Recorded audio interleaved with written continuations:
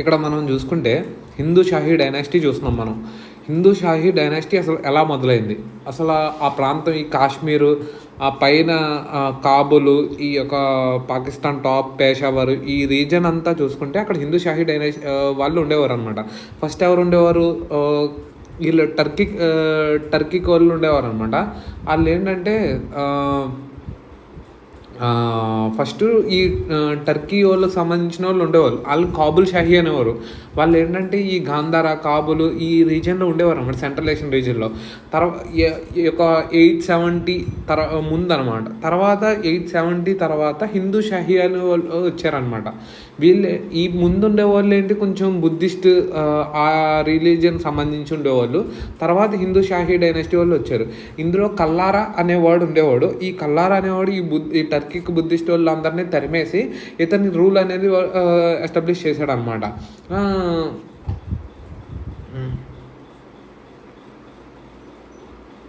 వాళ్ళు ఇంకా మనం కాబుల్ షాహీ వాళ్ళు కరెక్ట్గా బుద్ధిస్టేనా అని మనం కూడా చెప్పలేము. ఎందుకంటే వాళ్ళని బుద్ధిస్ట్ అని నమ్ముతారనమాట. కొంతమంది ఇస్లాం అని కూడా నమ్ముతారు. అలా 2 రకాలుగా ఉండేది. ఇప్పుడు చూసుకుంటే కనుక ఫస్ట్ నోన్ రోలర్ వచ్చి కల్లారే.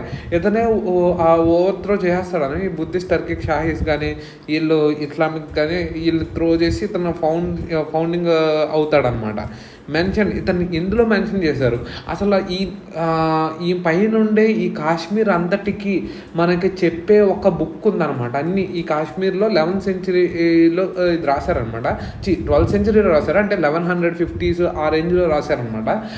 దీంట్లో ఏం రాశారంటే అప్పుడు ఆ టైంలో కాశ్మీర్ దగ్గర రూల్ చేసే ఎవరైతే ఉన్నారో వాళ్ళ గురించి ఈ రాజ్ తరంగిణి అనే దాని గురించి చెప్తుంది అనమాట. ఈ రాజ్ తరంగిణి అనే బుక్ ఎవరు రాశారని,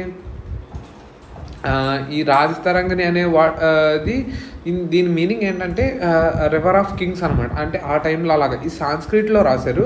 ఈ యొక్క రాజ్ తరంగిణి అనేది ఇది కాశ్మీర్ రీజన్లో ఆ టైంలో ఎవరైతే పాలిస్తున్నారో వాళ్ళ గురించి ఇదంతా దీంట్లో రాసిందనమాట. ఎవరు రాశారు, ఇది కల్హానా అనే ఒక పోయిట్ రాశాడు 12th centuryలో. ఇది ఎందుకు బాగా బెస్ట్ అని నమ్ముతారంటే అప్పుడు హిస్టరీ ఆఫ్ కాశ్మీర్ గురించి మనకు అంతా తెలియాలంటే ఇది చాలా గట్టిగా నమ్ముతారు. ఎందుకంటే ట్రూ హిస్టారికల్ టెక్స్ట్ అని నమ్ముతారనమాట. ఇందులో కాశ్మీర్ గురించి ఏన్షియంట్ టైమ్స్ ఫ్రమ్ కాశ్మీర్ గురించి అవంతా ఉంటుంది అనమాట. అంతేకాకుండా ఇందులో ఈ యొక్క కాశ్మీర్ రూల్ చేసిన కర్కోటక డైనాసిటీ కానీ, ఉత్పల డైనాసిటీ కానీ, లోహారా డైనాసిటీ కానీ దాని గురించి ఉంటాయి. ఇతను 8 books రాశాడు. ఇది తరంగాస్ అంటారు. అందులో చాలా రాశారులే. ఇందులో ఏంటంటే ఇది చాలా ఒక వన్ ఆఫ్ ద ట్రూ బుక్గా నమ్ముతారనమాట. ఇందులో రోల్ ఆఫ్ హిందూయిజం గురించి, బుద్ధిజం గురించి ఇందులో ఎక్కువ హైలైట్ చేస్తాడనమాట ఈ యొక్క బుక్లో. అంతేకాకుండా అప్పుడు ఉండే లిటరసీ స్టైల్ అనేది ఎలా ఉంది, పొయిటిక్ అనేది గురించి దీని నుంచి కూడా మనకు అర్థం అవుతుంది అనమాట. ఇది మెయిన్గా కర్కోటక డైనాసిటీలో లలితాదిత్య ముక్తపిద అని ఒక రూలర్ ఉన్నారు, అతని గురించి మెన్షన్ చేసింది. ఉత్పల డైనాసిటీలో అవంతివర్మన్ అనే గురించి మెన్షన్ చేసింది. అంతేకాకుండా లోహారా డైనాసిటీ గురించి ఇవన్నీ ఒక ఆ పైన కాశ్మీరు ఆ టైం అక్కడే ఉంటుంది అనమాట. అంతేకాకుండా ఇందులో మెయిన్ రోలర్స్ వచ్చి జైపాల ఎందుకు గజనవి చేతులు ఓడిపోతాడు అనమాట, బ్యాటిల్ ఆఫ్ పేషావర్ చేస్తాడు ఇతనే. అంతేకాకుండా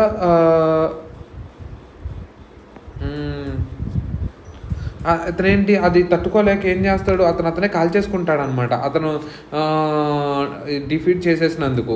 తర్వాత వచ్చిన ఆనందపాల ఉంటాడు, ఇతను జైపాల కొడుకు అనమాట. ఆనందపాల అనేవాడు జైపాల కొడుకు. ఇతను జైపాల హ్యూమిలియేషన్తో చచ్చిపోతాడు.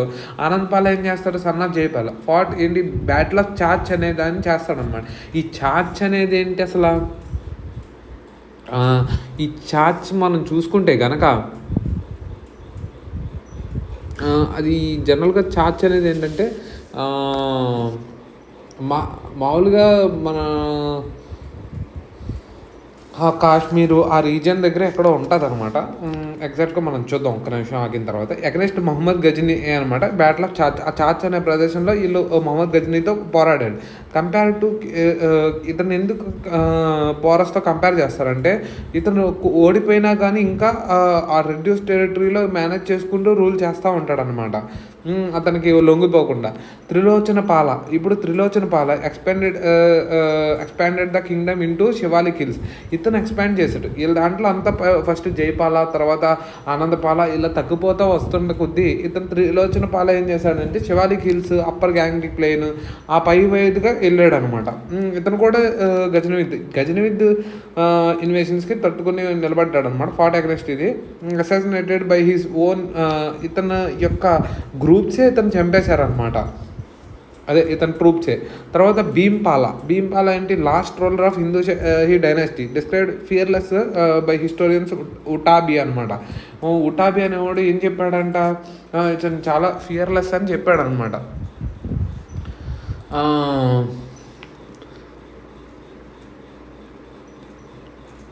ఫియర్లెస్ అని చెప్పాడు. అంతేకాకుండా ఇంకేం చెప్పారు, ఇంజూర్డ్ మహమ్మద్ బిన్ ఇబ్రాహిం, ఈ combatant of Ghaznavid army in the battle of Nandana. Injured ఇతను అయ్యాడు కమాండర్ గజనవిద్ అనమాట. ఇంజూర్డ్ మొహమ్మద్ బిన్ ఇబ్రాహిం అతన్ని ఇంజూర్ చేసేలా చేశాడనమాట బ్యాటిల్ ఆఫ్ నందన.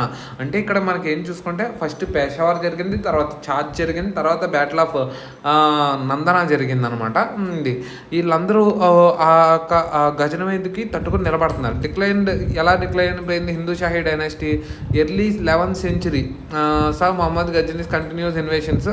దానివల్ల ఇదేంటి అసలు ఫస్టే బ్యాటిల్ పేషావర్ వల్లే ఇది మొత్తం కోల్పోద్ది, దాంతో తగ్గుతూ వస్తుంది. కొంచెం ఇతను ఎవరు త్రిష్ణోపాల అనే వాడి దగ్గరలో కొంచెం ఎక్స్టెండ్ అవుతుంది, తర్వాత భీంపాల దగ్గర కొంచెం నిలబడుతుంది తప్ప తర్వాత కూడా ఇంకా అంత అయిపోద్ది అనమాట. Hindu Shahi kings remembered as a valiant resistance against Mohammed Ghazni, ఎందుకంటే అతను ఆపుకుంటూ ట్రై చేశాడు. అందుకని ఇతను remembered fortification and military strategies influenced later Rajput Indian rulers అనమాట. ఇతని యొక్క స్ట్రాటజీస్ కానీ అవన్నీ రాజ్పుట్ రూలర్స్ ఇది ఎక్వైర్ చేసుకున్నారు. ఇప్పుడు చూసుకుంటే ఇదిగో హిందూ షాహీ డైనాసిటీ అనేది ఇదనమాట ఈ ప్రాంతం. ఇప్పుడు ఇంకో మ్యాప్ చూద్దాం. ఇదిగో గజనవిద్దారులు ఇలా వస్తా ఉన్నారనమాట. వీడు హిందూ షాహీ వాళ్ళు అలా తట్టుకుంటూ ఉన్నారు. కల్లారగాడు, తర్వాత వచ్చే ఆనందపాల, కల్లారగాడు, తర్వాత జైపాల, ఆనందపాల, త్రిచునపాల, భీంపాల ఇలా నిలబడుతూ ఉండాలన్నమాట.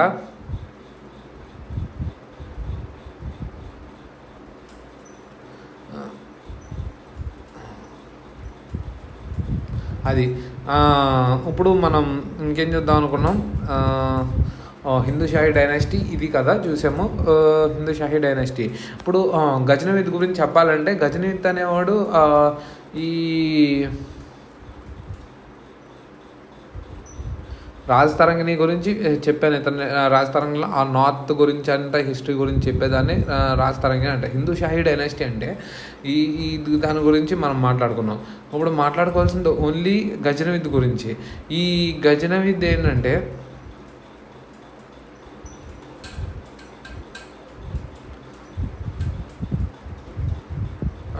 ఇతను గజనవిద్ అనేవాడు గజనవిద్ ఎంపైర్కి సంబంధించినవాడు అనమాట. ఇతను ఫస్ట్ ముస్లిం రూలర్ మన ఇండియన్ సబ్ కాంటినెంట్ రూల్ చేయడానికి వచ్చినవాడు అనమాట, ఇన్వైట్ చేయడానికి. Setting the stage for future Islamic rule, ఇతని వల్ల ఫ్యూచర్ ఇస్లామిక్ రూల్ అనేది జరుగుతుంది అనమాట. ఇదేంటి ఇన్వేషన్స్ 17 times ఇన్వేషన్ చేశాడంట. మామూలు విషయమా, పట్టు వదల విక్రమార్క అంటారు కదా, ఆ పదానికి వీడు సూట్ అవుతాడు. అలాగనమాట. ఇతను బ్యాటిల్ ఆఫ్ పేషావర్ని చేయగానే జైపాల తట్టుకోలేక చచ్చిపోతాడు కదా, అలాగే కంటిన్యూడ్ అటాక్ చేయడం వల్ల ఈ హిందూస్ అనేవాళ్ళు పంజాబ్ గాంధారా రీజియన్లో అలా తగ్గుపోతూ అలా వచ్చేసి అలా అయిపోయింది అనమాట. ఇతను ఏం చేశాడు, చాలా టెంపుల్స్ లూట్ చేసాడు అనమాట. హిమాచల్ ప్రదేశ్, తానేశ్వర్ అవన్నీ మొత్తం ఇతను యొక్క ఇస్లాం చేయడం, మొత్తం ఇంకోటి సోమనాథ్ టెంపుల్ ఆఫ్ గుజరాత్ ఇతన్ని అటాక్ చేసి డిస్ట్రాయ్ చేస్తాడు అనమాట. అటాక్ అంటే సోమనాథ్ టెంపుల్, అందులో ఉన్న గోల్డ్ కానీ జెవెల్స్ ఇవన్నీ పట్టుకెళ్ళిపోయాడు. అలాగే ఈ యొక్క శివలింగాలు అవన్నీ ఎరకొట్టేయడము అలా చేశాడు అనమాట. అంత దారుణంగా చేశాడు. ఇతను దేనివల్ల చనిపోయాడంట, ట్యూబర్కులోసిస్ వల్ల చచ్చిపోయాడు. అంతే ఉంటుంది. నువ్వు ఏదో మతాన్ని ఇది చేయడం అది చేయడం ఎంత పట్టుకెళ్ళినా కానీ ఒక్క రూపాయన పైకి పట్టుకెళ్ళలేడు. అందుకే ఇతను చచ్చిపోయాడు. All Beruni who wrote Kitabul Hind detail study of India అనమాట. ఆ టైంలో ఇతని దగ్గర ఆల్ బెరూని అనేవాళ్ళు, మహమ్మద్ వీళ్ళు ఉన్నారో అది ఇది అనమాట. అంత అవసరం లేదు, ఇది మెయిన్.